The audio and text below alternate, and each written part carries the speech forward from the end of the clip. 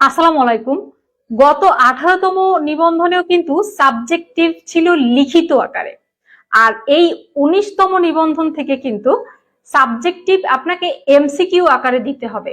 অর্থাৎ 4টা অপশন থাকবে, 4টা অপশনের মধ্যে যে কোনো একটা সঠিক উত্তর হবে, আর ভুল হলে আপনাকে নেগেটিভ মার্ক দিবে।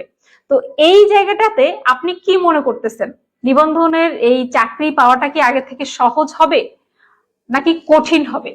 আপনাদের মতামতটা অবশ্যই কমেন্টসে জানাবেন। আমার মতামতটা আমি আপনাদেরকে একটু শেয়ার করি।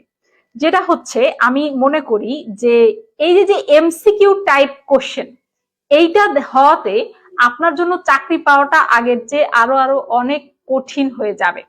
কারণ হচ্ছে, আপনারা যদি একটু খেয়াল করে দেখেন যে সিলেবাসের উপরে লেখা আছে যে 20% কোশ্চেন থাকবে হাই লেভেলের কোশ্চেন, মানে আপনার একটু উচ্চতর দক্ষতা সম্পন্ন কোশ্চেন, হায়ার অর্ডার কোশ্চেন, যেগুলো একটু কোশ্চেন টাফ হবে।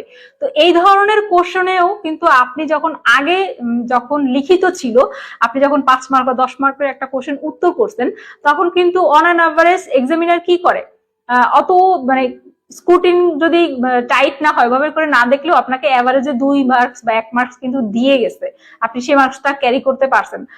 এখন এমসিকিউ টাইপ হওয়াতে কি হবে, এমসিকিউ টাইপ হওয়াতে আপনাকে কিন্তু কনসেপ্টটা অবশ্যই ক্লিয়ার থাকতে হবে। আর কনসেপ্ট কিন্তু আপনি মুখস্থ করলে চলবে না, কনসেপ্ট মুখস্থ না করে অবশ্যই অবশ্যই সেটা আপনাকে অ্যাকচুয়ালি বুঝে পড়ে পরীক্ষার হলে যেতে হবে, এবং 4টার মধ্যে সঠিক উত্তরটা তাহলেই আপনি দাগাতে পারবেন।